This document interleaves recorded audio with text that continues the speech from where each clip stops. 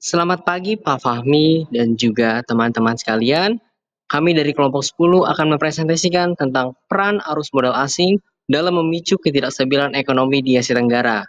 Kelompok kami terdiri dari saya sendiri Adin, ada juga Alfi, ada juga Safira Bintang, dan juga Muhammad Dafa. Yang pertama, kita akan membahas tentang latar belakang. Kami melihat bahwa modal asing penting untuk pembangunan ekonomi negara berkembang. Dengan memberikan dana, dapat menciptakan lapangan kerja dan juga mendorong teknologi. Namun, ketergantungan pada modal asing pada jangka pendek bisa menyebabkan ketidakstabilan ekonomi, fluktuasi nilai tukar, dan krisis keuangan. Negara-negara Asia Tenggara yang rentan terhadap guncangan eksternal perlu kebijakan yang menyeimbangkan kebutuhan modal asing dengan stabilitas ekonomi jangka panjang. Oke, selanjutnya ada tinjauan pustaka. Yang pertama ada pengertian modal asing. Penanaman modal asing menurut Undang-Undang Nomor 25 Tahun 2007 adalah kegiatan menanam modal di Indonesia, baik sepenuhnya atau bersama penanam modal di negeri ini. Sonarja mendefinisikan sebagai transfer aset antar negara untuk menghasilkan keuntungan dengan kontrol penuh atau sebagian oleh pemilik modal. Selanjutnya ada teori dasar ekonomi terbuka.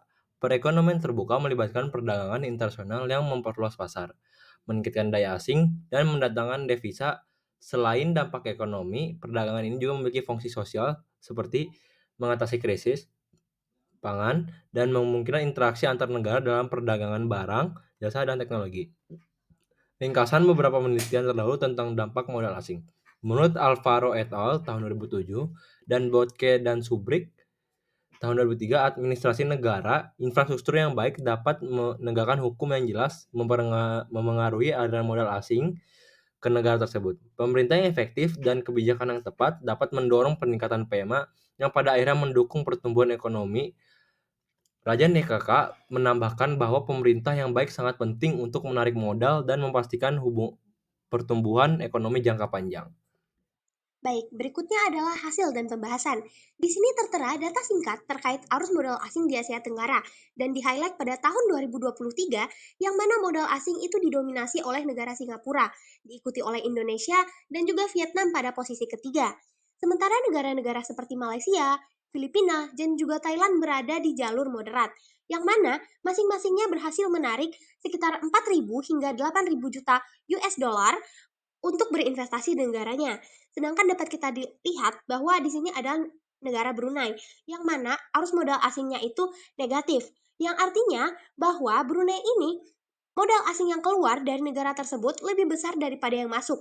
Ini mengindikasikan bahwa penarikan dana oleh investor itu juga dapat disebabkan oleh kepercayaan yang turun dan juga kurangnya keuntungan oleh perusahaan multinasional. Berikutnya, kami membahas terkait dampak-dampak dari arus modal asing yang masuk ke Asia Tenggara. Pertama, untuk dampak positif terlebih dahulu. Nah, dapat kita lihat bahwa arus modal asing yang masuk ke Asia Tenggara itu terbilang cukup besar. Investasi ini dapat kita manfaatkan untuk membangun sektor-sektor seperti manufaktur, infrastruktur, dan juga finansial. Nah, investasi ini dapat kita kembangkan untuk membuka lapangan pekerjaan, meningkatkan kualitas tenaga kerja, dan juga memperkuat pembangunan ekonomi di kawasan tersebut. Nah, kita ambil contoh negara Singapura, yang merupakan pusat investasi utama di Asia Tenggara, yang memiliki kualitas tenaga kerja yang baik, juga pembangunan ekonomi yang baik di kawasannya.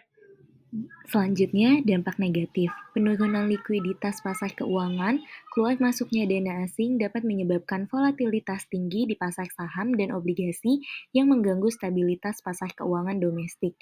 Lalu selanjutnya, meningkatnya biaya impor.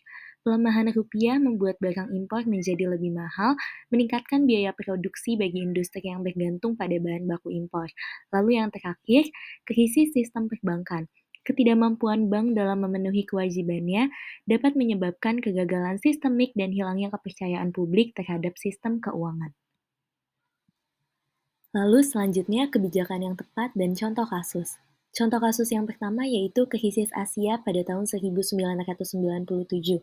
Dampak arus modal asing terhadap ketidakstabilan ekonomi di Indonesia. Untuk menanggulangi krisis ini, pemerintah Indonesia menerapkan kebijakan suku bunga yang sangat tinggi, mencapai 70%, untuk menstabilkan nilai tukar dan menahan arus keluar modal. Lalu selanjutnya, taper tantrum pada tahun 2013. Dampak kebijakan moneter AS terhadap ekonomi Indonesia. Kebijakan yang tepat yaitu peningkatan suku bunga acuan oleh Bank Indonesia untuk menarik kembali arus modal asing yang keluar. Oke, yang terakhir ada kesimpulan.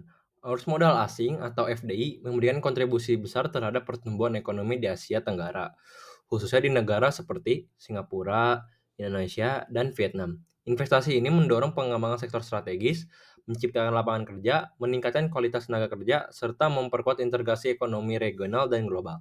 Namun, distribusi FDI di kawasan masih timpang, dengan Singapura mendominasi, sementara negara seperti Brunei, Laos, dan Myanmar tertinggal karena hambatan struktural.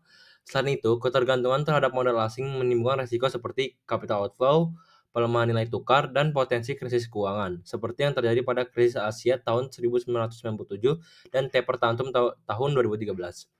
Untuk mengoptimalkan manfaat FDI dan mengurangi resikonya, negara-negara ASEAN perlu memperkuat fondasi ekonomi domestik, meningkatkan stabilitas politik dan regulasi, serta mendorong pembangunan infrastruktur dan digitalisasi. Dengan kebijakan yang tepat, FDI dapat terus menjadi pendorong pertumbuhan ekonomi berkelanjutan di kawasan.